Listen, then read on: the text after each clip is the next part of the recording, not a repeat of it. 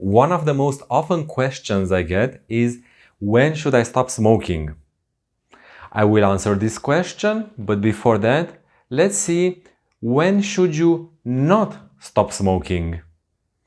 First of all, it is not efficient for you to stop smoking on holidays.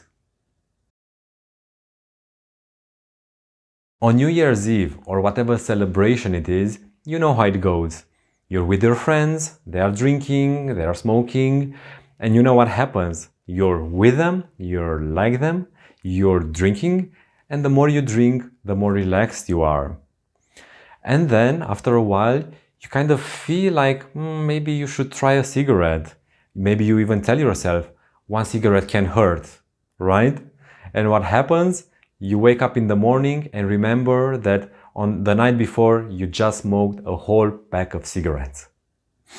Did this happen to you? I agree, it also happened to me. So, stopping smoking on holidays, if you do that, you have minimum chances of succeeding. You wake up in the morning, you want a cigarette, or maybe you're smoking a cigarette, or even if you just smoked the previous evening, you will still feel very negative about you. You will probably have an inside talk like, I could not resist smoking, I'm never gonna stop smoking, I'm such a loser, why should I even try, because I will never succeed anyway, right? So now you understand why it's actually very inefficient for you to try stopping smoking on holidays. It just does not work. Another inefficient time for you to stop smoking is when you have to make big decisions. For example, you're switching your job, you want to move to a new company, or maybe you're thinking about getting a divorce. It is not efficient for you to stop smoking now. Stopping smoking will create for you an enormous amount of stress. And you already have the stress with a wife, with the possible companies where you can get hired. If you add to that stress, the stress that comes from stopping smoking, it will create a mess in your head. It will create chaos.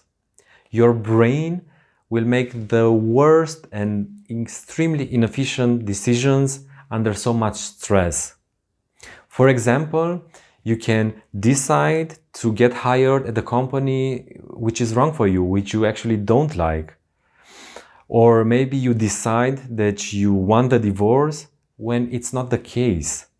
We become blinded by so much stress.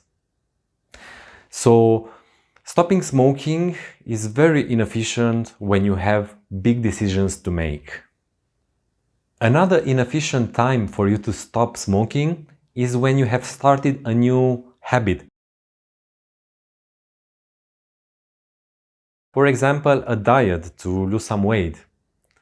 As long as you have a new program, a new plan, a new way of life, in our case the diet, the brain tries to adapt, and that means a lot of stress. Our poor brain is under so much stress. So if you have the stress from the diet and you add to it the stress from stopping smoking, we go into the same situation as before. You will have a mess and a chaos in your head. And when this happens, the brain cannot work efficiently. So this means you will succeed in neither your diet nor stopping smoking.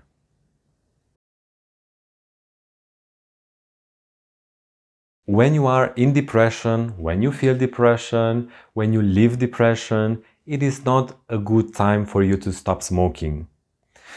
If you're anyway in depression, everything seems negative. Life has no meaning. This is what depression is. So why add to that the stress from quitting nicotine? Go over your depression, or at least get to a level where you can handle it, and then you can stop smoking.